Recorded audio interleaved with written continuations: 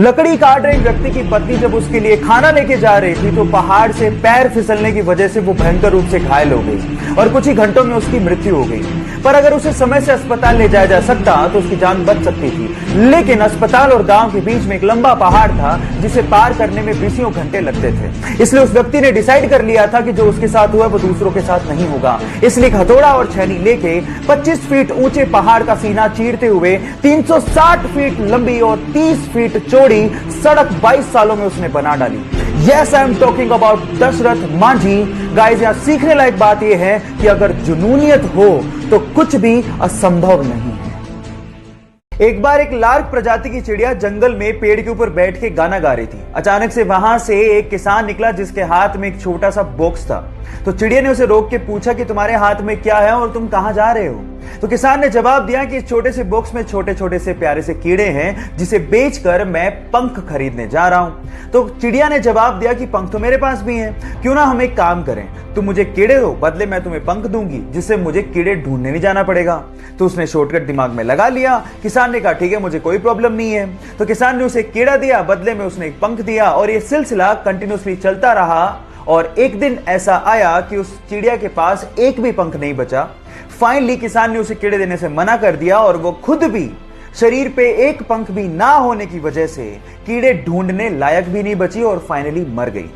Now the moral of the story is guys, कभी कभार shortcut आपकी जिंदगी को शॉर्ट बना देते हैं, सो बी केयरफुल अबाउट दैट। एक किसान एक व्यापारी को डेली 1 किलो मक्खन बेचता था।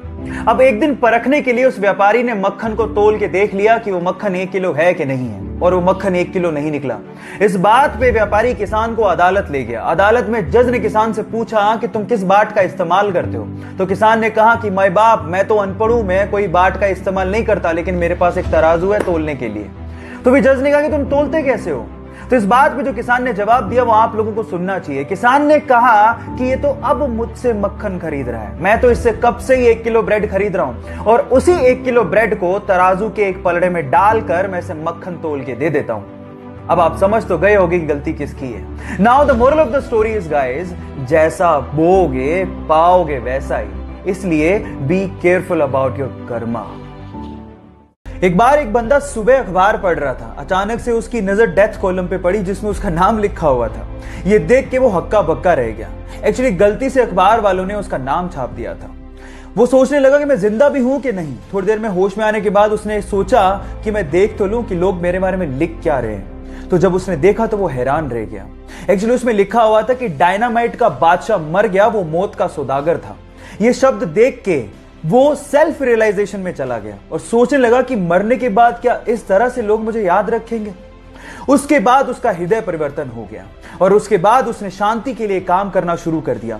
Yes, I am talking about. मेरा सवाल आपसे यह है कि मरने के बाद आप क्या चाहते हैं कि लोग आपको कैसे याद रखें। चैट सेक्शन में लिखना मत भूलिएगा। उसे बहुत दिनों से खून की खांसी हो रही थी। डॉक्टर्स ने उसे कहा कि तुम स्कैन क्यों नहीं करवा लेते, पर उसे तो भारत देश के लिए खेलने की धुन सवार थी। उसने डॉक्टर को जवाब दिया कि क्या हो गया डॉक्टर, जब एक सैनिक हमारे देश के लिए गोली खा सकता है तो क्या मैं खून की उल्टी के साथ खेल नहीं सकता। लेकिन हालात बहुत ज्यादा खराब थे। जब रिपोर्ट्स आई तो पता लगा कि उसे कैंसर है और इसके क्योर के लिए उसे बाहर जाना पड़ा। वो कम से कम 1 साल तक अपने खेल से दूर रहा। लोगों ने यह तक कहना शुरू कर दिया था कि अब कभी वो वापसी नहीं कर पाएगा, लेकिन उसने मेहनत की और वापसी करने के बाद उसने अपने वनडे करियर का सबसे बड़ा स्कोर बना डाला। Yes, I am talking about Yuvraj Singh, जिनका कहना है कि अपनी तकदीर को तुम खुद लिखो और कभी जिंदगी में हार मत मानो। एक बार एक 10 साल के बच्चे का आइसक्रीम कोन खाने का मन हुआ तो सामने के होटल में गया और उसने महिला वेट्रेस से पूछा आइसक्रीम कोन कितने का आता है। तो उस महिला वेट्रेस ने जवाब दिया 70 रुपए का। फिर उस बच्चे ने अपनी जेबें टटोली, शायद उसके पास इतने पैसे नहीं होंगे, तो उसने महिला से दोबारा पूछा कि छोटा कप कितने का आता है। तो उस महिला वेट्रेस ने जवाब दिया 60 रुपए का। कुछ सोचने के बाद उस बच्चे ने कहा ठीक है, आप वो छोटा कप मुझे लाके दे दीजिए। फिर उसने अपनी आइसक्रीम खाई, पैसा पे किया और वहां से चला गया। जब महिला वेट्रेस प्लेट उठाने आई तो उस प्लेट के नीचे उसे 10 रुपए की टिप मिली। अब गाइस, अगर वो लड़का चाहता तो वो आइसक्रीम कोन भी खा सकता था, लेकिन उसने उस वेटर का भी ध्यान रखा। Now the moral of the story is guys, बड़ा वही होता है जिसका दिल बड़ा होता है। इसीलिए अपने लिए सोचने से पहले दूसरों का भी ख्याल रखना सीख लीजिए।